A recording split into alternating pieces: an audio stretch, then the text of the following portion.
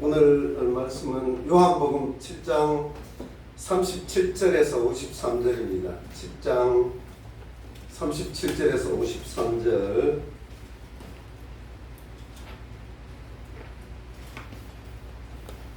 (7장 37절에서 53절) 끝절까지 교독 한번 하도록 하겠습니다. 37절입니다. 마지막 날 곧 명절의 그 큰 날에 예수님께서 서서 외쳐 이르시되 누구든지 목마르거든 내게로 와서 마시라. 나를 믿는 자는 성경이 말하는 것 같이 그에 대해서 생수의 강들이 흘러나오리라 하시니라. 그러나 이것은 그분께서 자기를 믿는 자들이 받을 성령에 대하여 말씀하신 것이더라. 예수님께서 아직 영광을 받지 아니하셨으므로 아직 성령님이 주어지지 아니하였더라. 그러므로 사람들 중에 많은 이들이 이 말씀을 듣고 이르되 이는 진실로 그 예언자시다 하니 다른 이들은 이르기를 이분은 그리스도시다 하되 어떤 이들은 이르기를 그리스도께서 갈릴리에서 나오시겠느냐. 성경 기록이 이르기를 그리스도께서 다윗의 씨에서 나오시며 다윗이 있던 베들레헴 고을에서 나오시리라 하지 아니하였느냐 하여 그분으로 인해 이렇게 사람들 가운데 분열이 생기고 그들 가운데 몇 사람은 그분을 붙잡으려 하였으나 아무도 그분께 손을 대지 아니하였더라. 그때 직무 수행자들이 수제사장들과 바리새인들에게 오니 그들이 저들에게 이르되 너희가 어찌하여 그를 데려오지 아니하였느냐 하매 직무 수행자들이 대답하되 결코 아무도 이 사람처럼 말하지 아니하였나이다 하니 그때 바리새인들이 직무 수행자들에게 응답하되 너희도 속았느냐. 지리자들이나 바리새인들 중에 누가 그를 믿었느냐. 그러나 율법을 알지 못하는 이 사람들은 저주받았느니라 하며 그들 가운데 한 사람 곧 밤에 예수님께 왔던 니고데모가 그들에게 말하되 우리의 율법은 어떤 사람의 말을 듣고 그가 행하는 것을 알아보기도 전에 그를 판단하느냐 하니 그들이 그에게 대답하여 이르되 너도 갈릴리에서 왔느냐. 조사하되 갈릴리에서는 대언자가 일어나지 아니하니라 하였더라. 모든 사람이 자기 집으로 가니라. 아멘. 지난 한 주간 동안 잘 지내셨습니까? 네.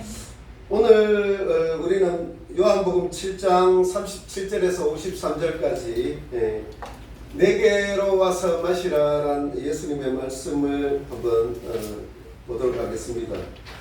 이 말씀은 예수님께서 우리에게 약속하신 생수의 강이 무엇인지, 그 강이 어떻게 우리의 영원한 목마름을 해결하는지 깨닫게 하는 그런 말씀이 되겠습니다.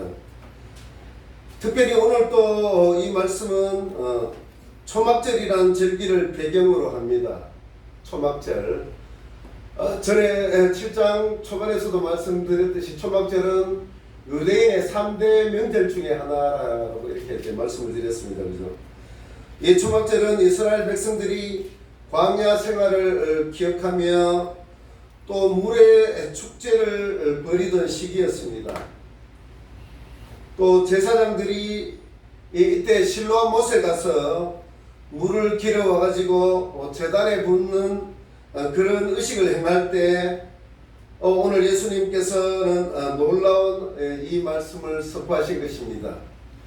내게로 와서 마시라라는 이 말씀을 선포하신 것입니다.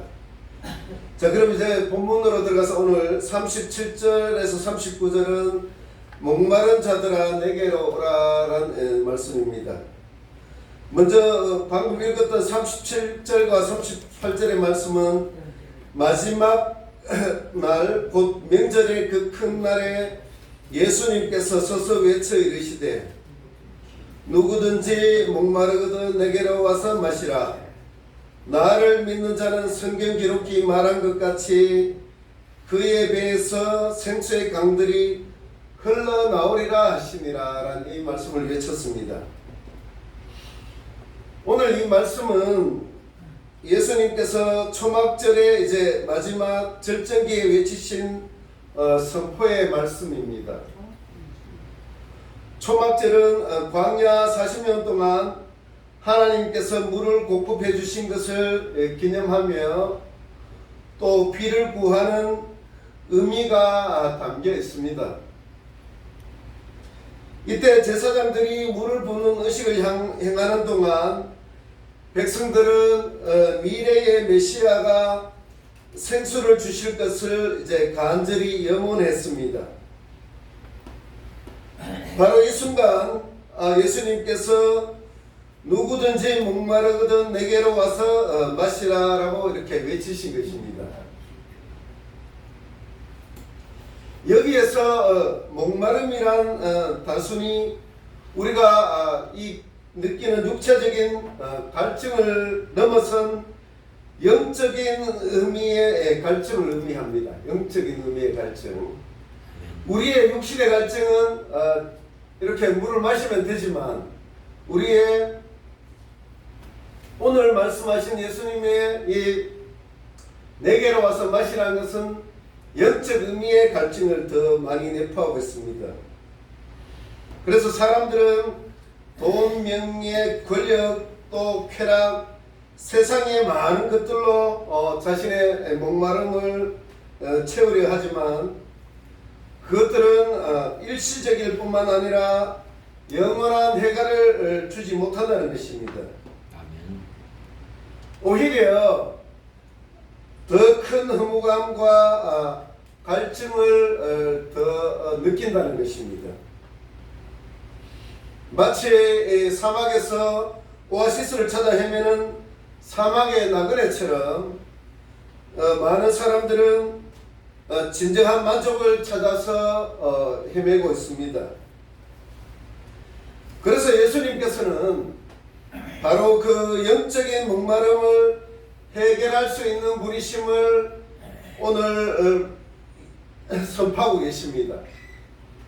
내가 유일한 목마름을 해결해 줄 수 있는 사람이다라고 이렇게 선포하신 것입니다. 예수님께로 나오는 자는 또 그 배에서 생수의 강들이 흘러나올 것이라고 약속을 하십니다.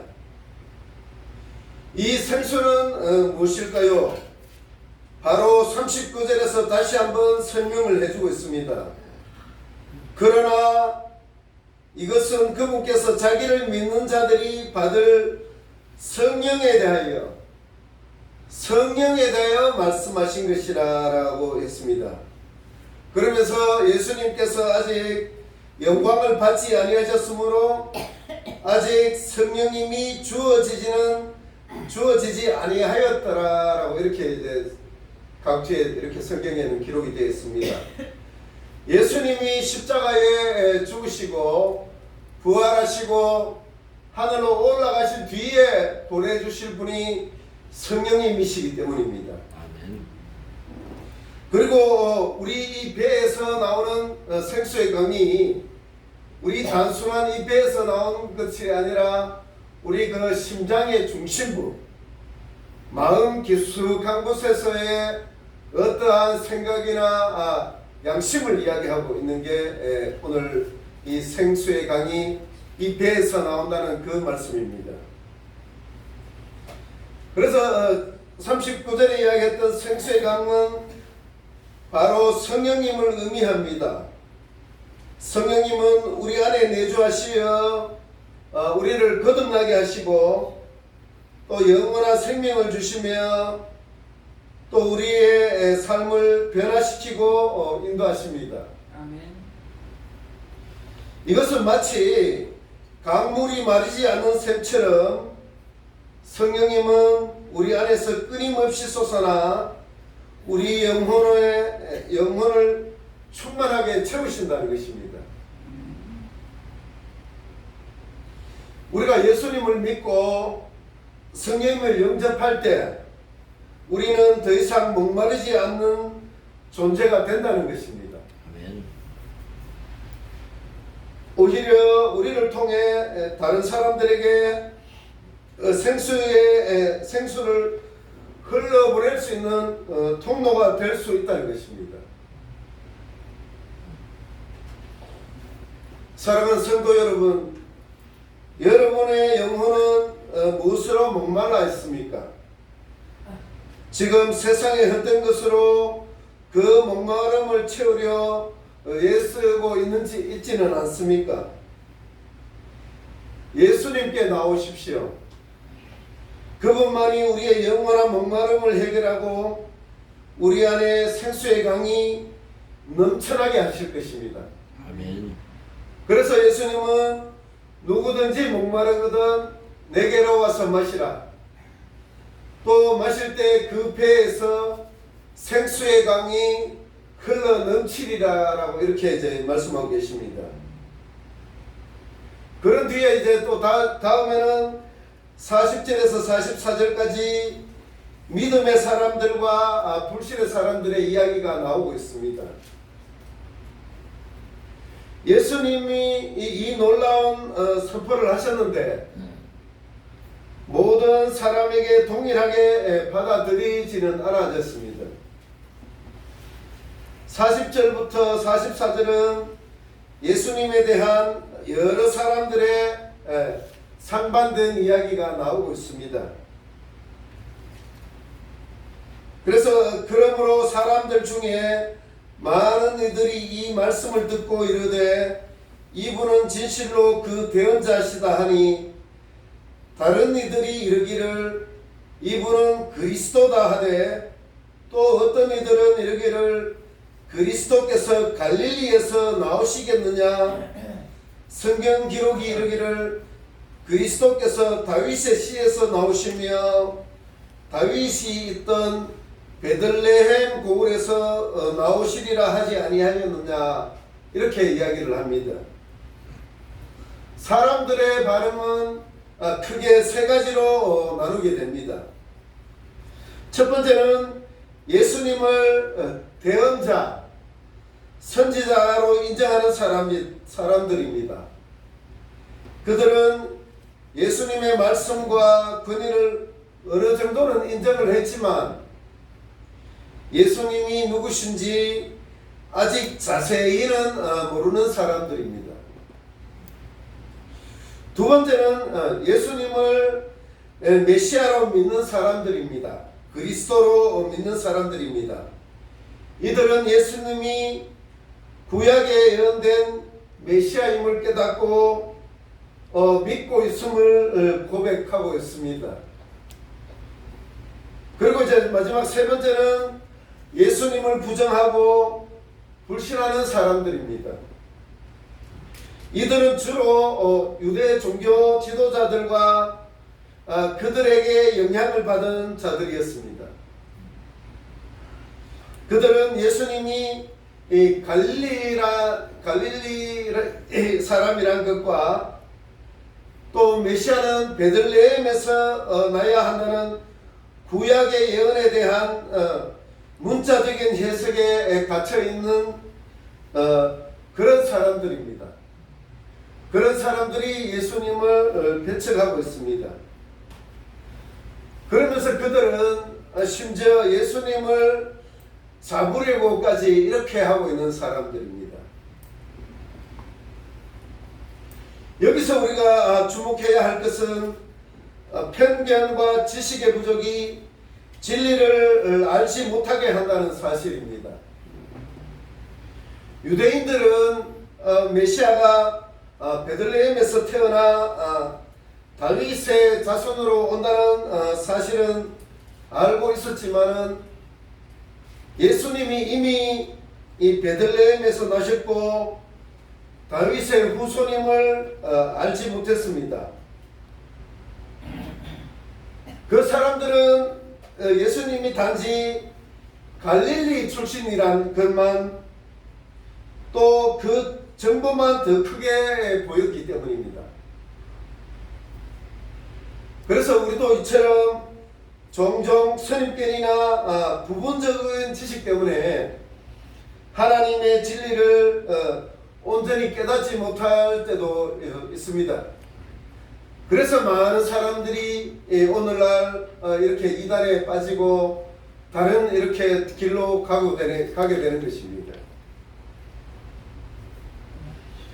우리는 오늘 이 말씀을 통하여 우리의 생각이나 편견으로 예수님을 오해하고 있지는 않은지, 또 주님을 믿는다고 고백하면서도 주님보다 세상의 가치관을 더 우선적으로 생각하고 있지는 않은지 한번 생각해 보는 시간이 되었으면 합니다.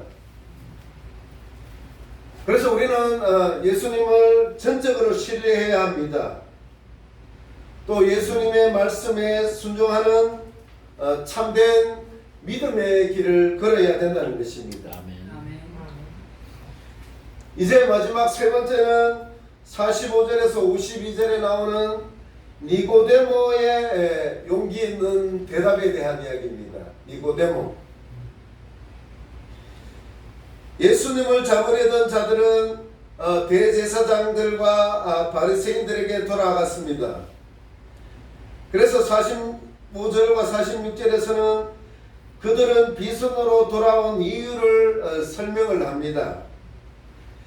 그때의 직무 수행자들이 수제사장들과 바리새인들에게 오니 그들이 저들에게 이르되 어찌하여 그를 데려오지 아니하였느냐. 직무 수행자들이 대답하되 결코 아무도 이 사람처럼 말하지 아니하였나이다. 이렇게 이야기를 합니다. 심지어 예수님을 잡으러 갔던 하인들조차도 예수님의 말씀에 압도되어 예수님을 잡지 못하고 돌아온 내용입니다. 이것은 예수님의 말씀이 얼마나 권세 있고 능력 있었는지를 보여주는 말씀입니다. 그렇지만 또 바리새인들의 반응은 이렇게 나타납니다. 47절에 바리새인들이 직무 수행자들에게 응답하되 너희도 속았느냐, 이렇게 이야기를 합니다. 그들은 자신들의 권리를 앞세워 하인들을 비난하며 자신들의 불신을 불합리화하고 있습니다. 이어서 48절과 49절에서는 그들은 자신들을 비롯한 지도자 중 아무도 예수님을 믿지 않는다고 말하며 무지한 무리들만이 예수님을 믿는다고 비아냥거리고 있습니다. 그래서 치리자들이나 바리새인들 중에 누가 그를 믿었느냐? 그러나 율법을 알지 못하는 이 사람들은 저주를 받았느니라, 이렇게 말을 합니다. 그들은 자신들의 지식이나 지위를 내세우면서 진리를 외면하고 있습니다. 이제 바로 그때 중요한 인물이 등장을 합니다. 바로 니고데모입니다. 50절 51절은 그들 가운데 한 사람 곧 밤에 예수께 왔던 니고데모가 그들에게 말하되 우리의 율법은 어떤 사람의 말을 듣고 그가 행하는 것을 알아보기도 전에 그를 판단하느냐라고 이렇게 반문을 하고 있습니다. 니고데모는 요한복음 3장에 말씀드렸듯이 밤에 예수님을 찾아와 대화를 했던 그 사람입니다. 니고데모는 당시 유대인의 지도자 중에 한 사람이었고 율법에 아주 능통한 사람이었습니다. 그런 그 사람이 이제 용기를 내어 바리새인들 앞에 서서 예수님을 변호하고 있습니다. 그는 율법에 따라 사람의 말을 듣고 그 행한 것을 알기 전에 판단해서는 안 된다고 이렇게 이제 바리새인들에게 주장을 합니다. 이는 율법을 잘 아는 바리새인들의 모습을 지적해 주는 것이었습니다. 니고데모의 이 말은 비록 예수님을 공개적으로 지지하는 수준은 아니었지만 당시 분위기 속에서 매우 용기 있는 그런 행동이었습니다. 하지만 바리새인들은 다시 이 니고데모의 논리적인 주장을 받아들이지 않고 그가 갈릴리 출신인 예수님을 변호했다는 사실에 초점을 맞춰서 다시 또 이렇게 비난을 합니다. 52절에 그들이 그에게 대답하여 이르되 너도 갈릴리에서 왔느냐?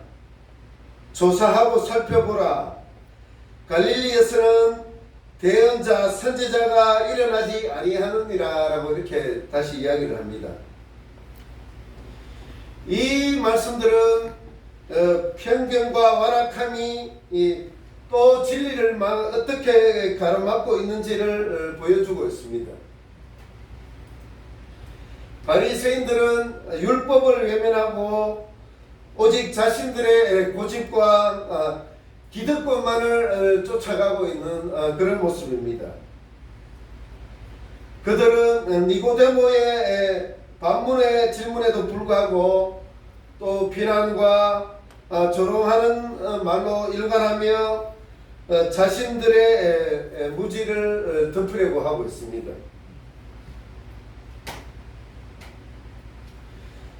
여러분, 오늘 우리는 니고데모의 모습을 통해 용기 있는 믿음의 행동을 바라봅니다.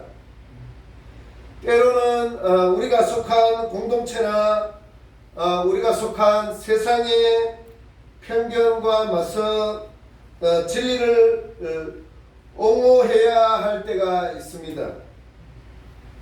특히 이제 성소수자 이야기나 또 동성연애 이야기나 또 차별금지법 같은 이런 지금 말들이 나오고 있는 이때에 우리는 소수의 목소리라 할지라도 진실을 말하고 또 정의를 앞세우는 일에 주저하지 말아야 되겠습니다.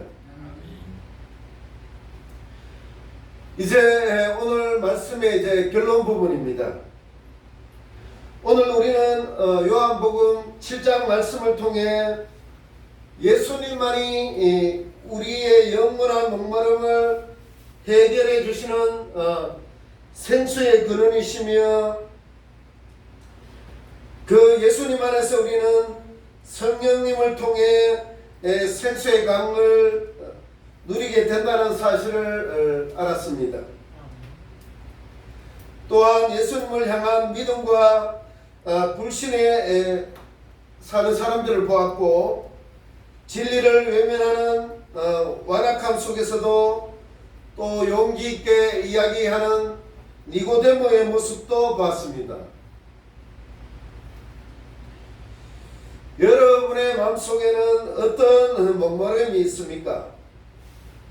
서두에서도 이야기하셨듯이 예수님께 나오십시오. 그분만이 우리의 영혼을 만족시키고 우리의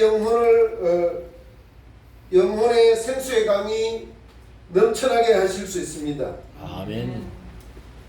또한 우리는 세상의 편견과 불신 속에서도 니고데모처럼 용기 있는 그런 행동을 해야 된다는 것입니다. 아멘.